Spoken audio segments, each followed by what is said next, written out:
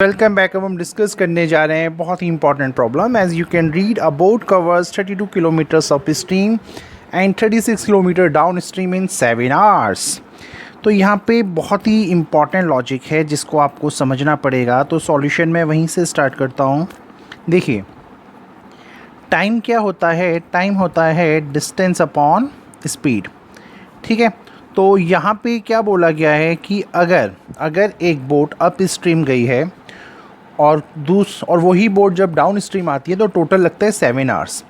तो यानी आपको केस 1 के अकॉर्डिंगली, ये जो आपको यहाँ केस 1 दिख रहा है उसके अकॉर्डिंगली, तो बड़ा सिंपल सा थ्योरी है यहाँ पे कि जितना टाइम आपको अप स्ट्रीम जाने में लगा और अगर मैं उसी टाइम को डाउन स्ट्रीम के साथ ऐड कर लूँ तो टोटल मुझे यहाँ पे लग रहे हैं 7 आवर्स। ठीक है, तो यही बोला गया है यहाँ पे इस क्वेश्चन में, और इसी को हमें थोड़ा समझना भी पड़ेगा कि एग्जैक्टली चल क्या रहा है।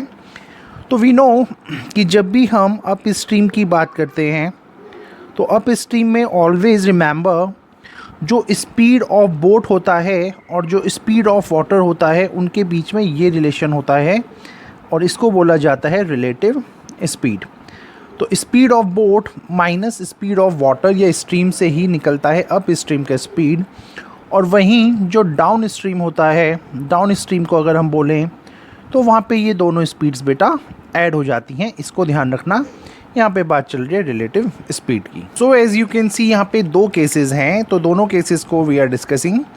देखिए, पहले केस में वो क्या हुआ, उसने अप स्ट्रीम 32 किलोमीटर चला, डाउन स्ट्रीम वो 36 किलोमीटर चला। आपको पता है टाइम क्या होता है? Distance upon speed. ये रिलेटिव स्पीड मैं आपको ऑलरेडी यहाँ बता चुका हूँ, तो टोटल टाइम लगा 7। और सेकंड केस में भी बेटा वो अप स्ट्रीम चला 40 किलोमीटर्स और डाउन स्ट्रीम जब वो चला 48 किलोमीटर्स, तो टोटल लगा उसे 9 आवर्स। तो इस फॉर्मूले के थ्रू जो आपने देखा टाइम अप स्ट्रीम के लिए प्लस टाइम डाउन स्ट्रीम के लिए is equals to time total journey का, यहाँ 7 आवर्स था तो यहाँ 9 आवर्स था। तो ये इक्वेशन आपको कैंसिल हो गया होगा, है ना। तो अब यहाँ पे क्या करना है, अगर मैं लेट कर लूँ 1 अपॉन बी माइनस डब्ल्यू को ए, और अगर मैं लेट कर लूँ b प्लस डब्ल्यू अपॉन को b, है ना, तो 1 अपॉन बी माइनस डब्ल्यू को a, 1 upon B plus W को यहाँ पे b लेट कर लूँ, तो यहाँ पे b और w आपका स्पीड है, ये आपको पता है बोट का एंड वाटर का। तो it's very easy now, the equation is converted to 32a plus 36b is equals to 7, then it is 40a plus 48b और इज़ इक्वल्स टू 9। तो इन इक्वेशंस को कैसे सॉल्व किया जाता है ये ध्यान रखिए, क्योंकि यहाँ पे देखो, अगर मुझे b को रिमूव करना है तो सिंपली मुझे यहाँ 48 से मल्टीप्लाई करना पड़ेगा और यहाँ मुझे 38 से मल्टीप्लाई करना पड़ेगा, बट हमें इतनी लंबी टर्म से मल्टीप्लाई नॉर्मली नहीं करना होता है।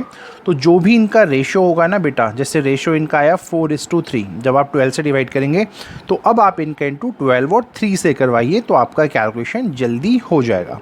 इससे नहीं करवाना है, इनके रेशो से करवाना है, यानी 4:3।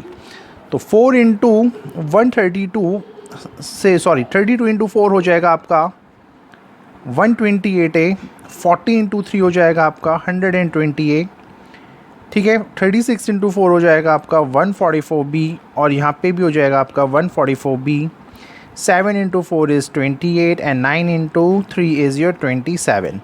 तो जब आप इन्हें कैंसिल करेंगे minus minus, you can see ये कैंसिल हो जाएगा, ये हो जाएगा आपका 8a which is equals to 1। 28 minus 27 is 1। यहाँ तक कोई डाउट तो नहीं होगा। सो यहाँ से आपको क्या होगा बेटा, ये 1/8 मिलेगा, और सिमिलरली जब आप इस a को किसी भी इक्वेशन में पुट कर लेंगे b आपको 1/12 मिल जाएगा।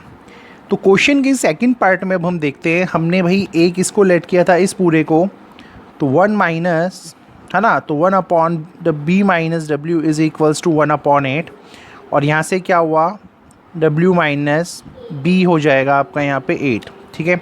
और सिमिलरली आपने 1 अपॉन b प्लस डब्ल्यू का जो आंसर आया, जिसको आपने b एज्यूम किया था, उसका आंसर अगर यहाँ 1/12 है तो यहीं पे b प्लस डब्ल्यू आपका हो जाएगा 12, ठीक है।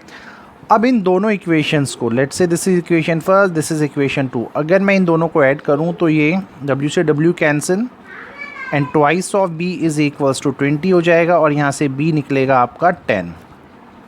और जब आपका b 10 आएगा और आप उसको यहाँ कहीं भी पुट कर देंगे, लेट्स से इस इक्वेशन में पुट किया, तो w आपका आ जाएगा यहाँ पे 2। यहाँ तक कोई trouble? So at the last we can see the speed of boat जो कि 10 आया था, वाटर जो कि स्ट्रीम है आपकी उसका स्पीड अगर 2 आया था तो येस डेफिनेटली तो स्पीड ऑफ बोट बनता है 10 kmph और वाटर का स्पीड बनता है 2 kmph। तो आई होप ये क्वेश्चन आपको क्लियर हो गया होगा। Thank you.